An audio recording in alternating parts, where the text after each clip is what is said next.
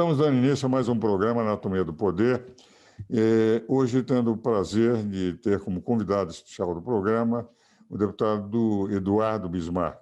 Nos nossos programas, nós temos sempre a preocupação de mostrar o que é o poder público, privado, a imprensa, sindical, acadêmico, cultural, através daqueles que detêm o poder, a fim do telespectador poder conhecer o pensamento dos que exercem o poder no Brasil.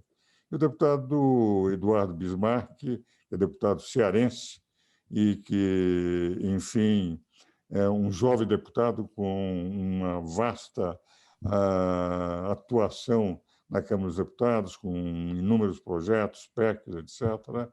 É também um permanente defensor da família, dos direitos humanos, principalmente dos direitos da mulher, e, ao mesmo tempo, é um profundo conhecedor de orçamento, é meu colega, é formado em Direito no Ceará, e de tal forma que une o seu conhecimento de política àquilo que é fundamental para um legislador, que é conhecer o direito. Meu caro deputado, é um prazer enorme tê-lo aqui no programa e já começo analisando, já que falei no primeiro aspecto da sua posição de defesa do trabalho das mulheres, da questão social, dos problemas que as mulheres enfrentam e a sua atuação também junto ao trabalho que a ministra Damares tem procurado fazer. Eu gostaria que o senhor falasse um pouco sobre essa sua linha de atuação, para depois falarmos sobre questões um pouco mais rígidas, mais difíceis para o telespectador, que são as questões orçamentárias. Obrigado, doutor Ives Gandra. Primeiramente, gostaria de dizer que é uma honra, depois de ter estudado tantos livros e artigos do senhor, estar falando aqui nessa oportunidade aqui do programa. Dizer que nós estamos aqui em primeiro mandato e eu sempre advoguei, sempre estive do lado privado, mas com muito desejo de entrar na política por acreditar que este é o único caminho que podemos mudar a vida das pessoas. E também acompanhando de perto a vida política do nosso país, como advogado e como um observador preocupado exatamente com o social, com o lado político. E como o senhor bem pontuou aí, a gente tem no nosso mandato alguns pilares muito definidos. E um deles é principalmente esse apoio, para poder tentar deixar numa linguagem mais simples, esse apoio a quem mais precisa. Como eu disse, a política é a única forma que a gente consegue mudar a vida das pessoas. E nós temos aí algumas partes da sociedade que precisam de uma atenção maior. Os jovens, as mulheres. E por que não a gente desmistificar essa defesa das mulheres, que muitas vezes é feita por elas próprias, também defendidas por homens em alguns momentos. A gente teve uma conversa muito próxima com a ministra Damares, onde, quero deixar aqui o agradecimento mais uma vez, ela destinou uma Casa da Mulher Brasileira para o município de Aracati, que é o meu município lá no Ceará, onde fica a bela praia de Canoa Quebrada, internacionalmente conhecida. E também lá no Aracati nós temos uma preocupação muito grande com alguns grupos de mulheres, como rendeiras, como marisqueiras, como mulheres que tomam conta do artesanato, de palha, que são conhecimentos que estão se perdendo ao longo das gerações. Então, a Casa da Mulher Brasileira, ela vem muito importante para o estado inteiro, até porque atende a Aracati, uma região de mais de 9 municípios ali em torno, no litoral leste e Vale do Jaguaribe, para atender mulheres em situações precárias, né, mulheres em situações difíceis, mas também nós conversamos com a ministra Damares para levar para dentro da Casa da Mulher Brasileira um ponto onde as mulheres possam também iniciar a vida em modelos econômicos, buscar o apoio financeiro, de nanocrédito e várias outras também situações que a gente vai buscar através da Casa da Mulher Brasileira. Aqui no nosso mandato a gente tem se preocupado muito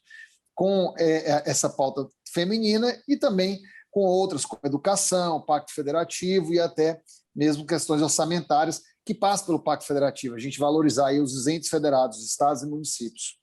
Meu caro deputado, essa é uma programação muito boa, é um trabalho muito bom. Eu tenho acompanhado através, inclusive, da minha filha, que está na Secretaria Nacional da Família, o seu admirável trabalho nesse campo.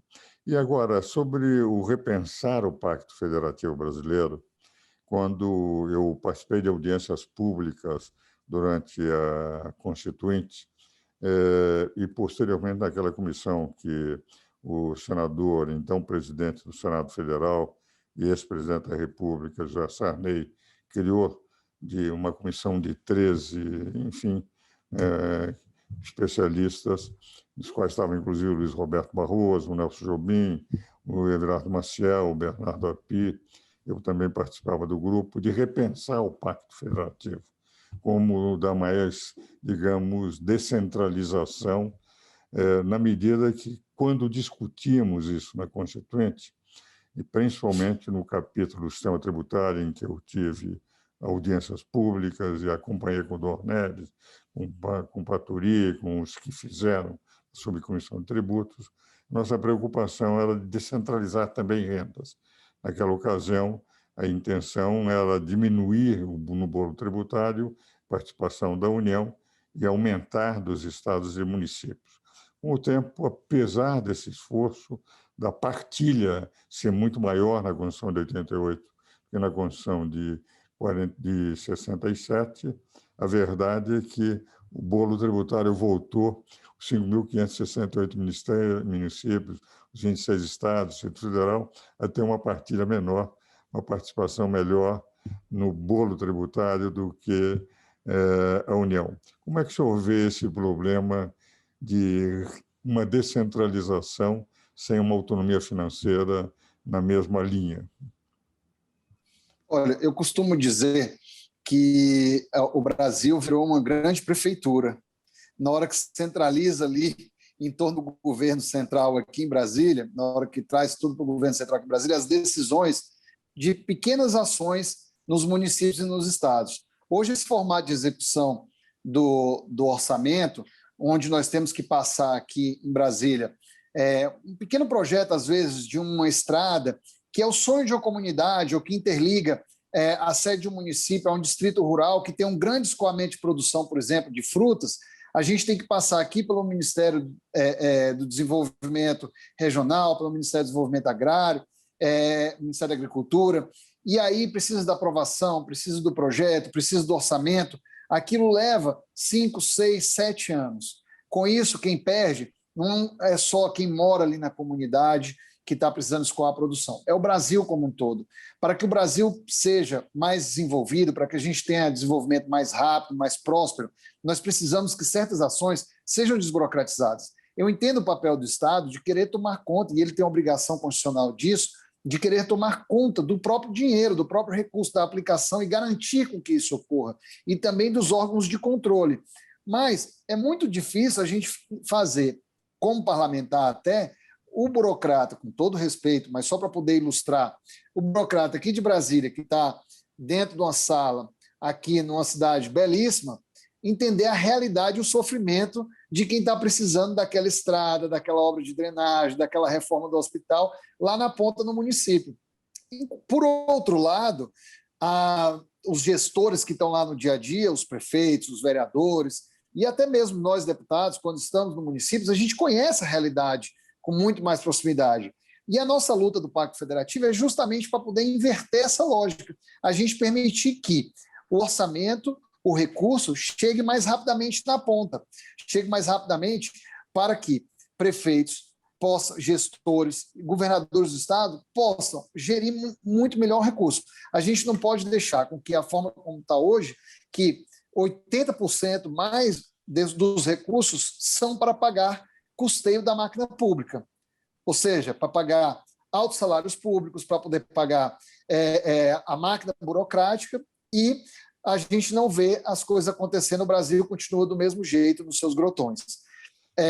Apesar de eu estar, só para poder concluir, apesar de eu estar num partido que não caminhou com o presidente ao longo da campanha, mas eu acredito muito no bordão do presidente de mais Brasil, menos Brasília. E o Pacto Federativo representa isso, é a forma como a gente vai conseguir atingir esses objetivos de termos um Brasil mais justo e mais eficiente. Aliás, deputado, o que me impressiona exatamente, aliás, hoje estava escrevendo um artigo para São Paulista de Municípios e mostrava o seguinte: dados, fontes, inclusive vinculados à CNI, FMI e OCDE.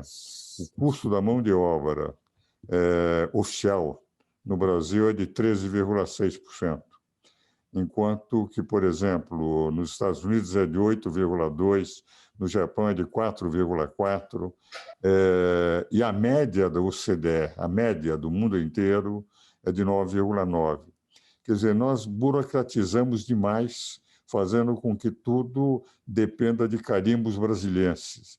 Isso realmente prejudica. Quando eu participava de audiências públicas, tanto na ordem econômica quanto no sistema tributário, isto é, tanto no título 6º quanto o 7º da Constituição, a convites, e por ser amigo do Bernardo, amigo do Ulisses, constantemente conversando com eles, até sugerindo algumas coisas que terminaram sendo incorporadas à Constituição no capítulo do sistema tributário.